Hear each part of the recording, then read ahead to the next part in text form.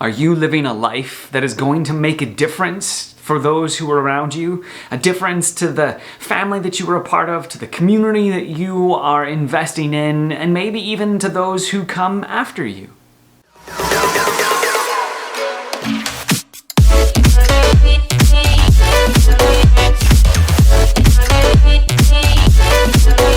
Now you might be thinking, wow, that's a pretty big question for a Monday, and it is. The other question is, what does it even mean to make a difference?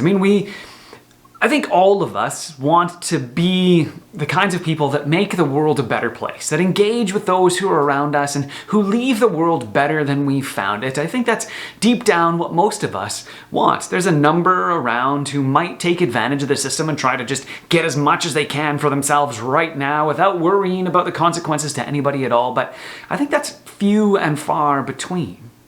And I think most of us want to live a life that is interesting, that makes a difference, that we overcome some kind of an obstacle. A life maybe that would be interesting to watch or to learn about or to hear. Donald Miller, in his book A Million Miles in 1,000 Years, talks about the experience he had as he was working with a film crew to make a movie about his first book, Blue Like Jazz. Now, as they were sitting down and they're kind of discussing ideas about what it looks like to make a film about this, some of the people that were working with Don started to talk about Don in the third person, as if just the Don in the book, in Blue Like Jazz. Now, Don started to take this a little personally because, after all, the book was about him, and they started to think, what is it that Don really wants? What is he really after? What is he trying to achieve? And what are the obstacles he has to overcome? And it really started to sink in for Don as he started to think about those questions. And then he started to wonder about his whole life, not just the way that he wrote it in the book, but what is it he's really after?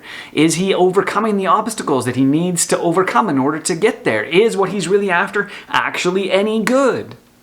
And so he encouraged us in that book to think about our lives as if we are the main character in a book or in a film, and to think about the things that we are really after and to build a good story. You hear this from motivational speakers and others that we should live an interesting life and a good life and to see ourselves as the main character of our stories and not to sit back in a supporting role to those who are around us. The problem with that is, there's a number of different problems. One, it is extremely self-centered. Two, that's not really what Jesus calls us to. Now, God calls us to live an interesting life, absolutely. When you read through the New Testament or even through the whole book of the Bible and you see different kinds of characters within it, they live extremely interesting lives, but not because they're the main character in the story, but because they are supporting characters to the main character in the story, who is God or Jesus. And so maybe we should start to think about our roles as supporting roles to Jesus instead of the primary role in a story. We're like the sidekick to the hero. And I know very few people actually want to be the sidekick, but that's the role that we have been given. We've been called to sacrifice or to lay down our lives for Jesus, to use our entire beings and our whole body to promote the things that He wants and the things that He is going to achieve.